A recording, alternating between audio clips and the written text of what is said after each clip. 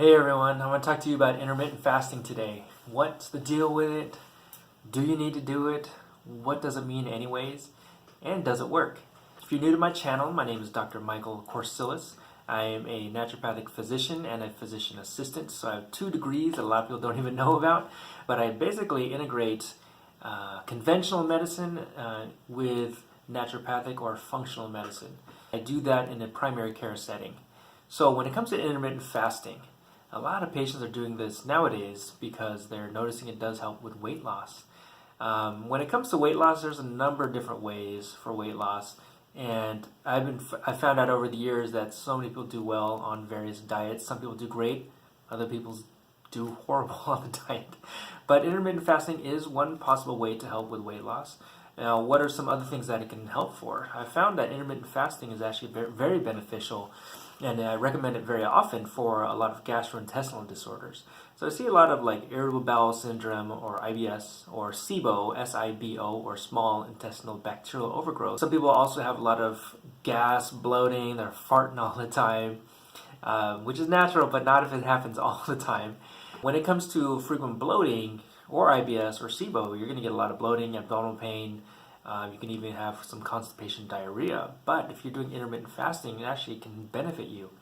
I've also seen a lot of benefits with intermittent fasting when it comes to low energy or fatigue. If you got chronic fatigue, you're tired all day, or you get that afternoon low energy in the afternoon where you need that coffee break yet again, or a quick burst of sugar in the afternoon because either you're craving it or you're just really tired.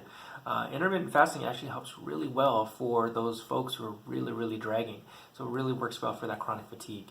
I've also found that intermittent fasting is very beneficial for boosting your hormones.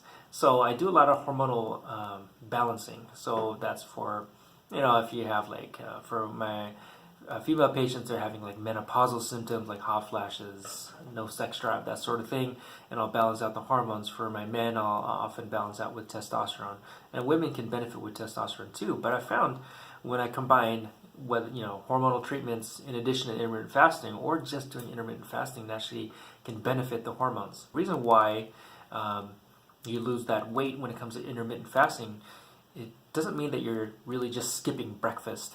You're just eating in a certain amount of time. So when you're giving your gut that rest, that's why it can help for a lot of gastrointestinal issues. But there's something called the migrating motor complex, or the MMC, and that's a normal electrical process that occurs in the stomach and the small intestine. It basically kind of sweeps through the stomach and small intestine and do a lot of housekeeping, clear out all that junk, because we don't want that undigested things to accumulate in the gastrointestinal tract, including bacteria. So we need to have that MMC complex to go through our system. That MMC only occurs though if you're having that fasting time. But if you're eating throughout the day, we've always been taught, or we've heard, that it's very healthy to eat throughout the day, eat small snacks throughout the day so you regulate your blood sugar better and you don't pass out. But that's actually been shown to not be beneficial. When you give your body or your gut a break by doing that intermittent fasting, then that MMC can occur and do that housekeeping to clear things out. By doing that, that actually makes you respond better to insulin, because when you have a lot of sugar, for example, your blood sugar spikes up. Insulin will spike up as a result of that spike in glucose. Insulin's role is to grab onto that sugar and put it into the cells of the body so it doesn't stay high in your blood levels. But high insulin, if you keep putting that sugars back in, you're exposing yourself to food often all the time throughout the day, it spikes up that glucose, which will spike up the insulin. What happens, you get that big drop in the glucose.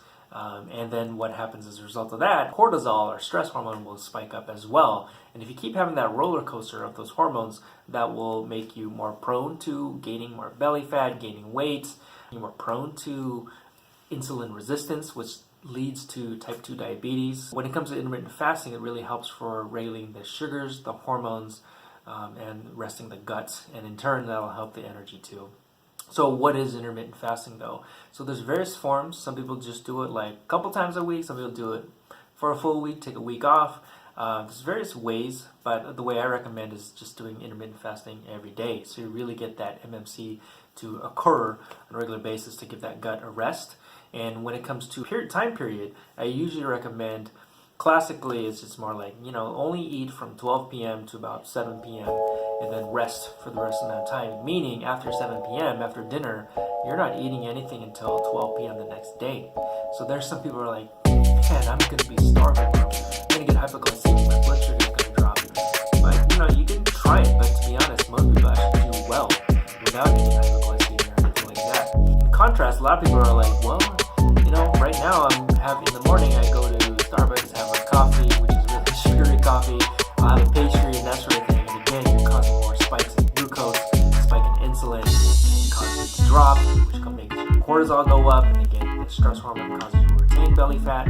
So we have to find a big gap in the day to really do that intermittent fast. So about 12 p.m. to 7 p.m., some people will vary things up when it comes to the time, but you do have to give that gut a rest.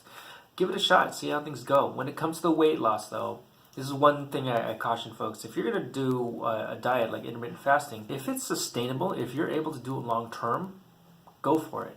And again, when it comes to weight loss diets, there's so many different ones. Everyone responds differently. You just have to find the right one that works for you. If intermittent fasting works well, go for it.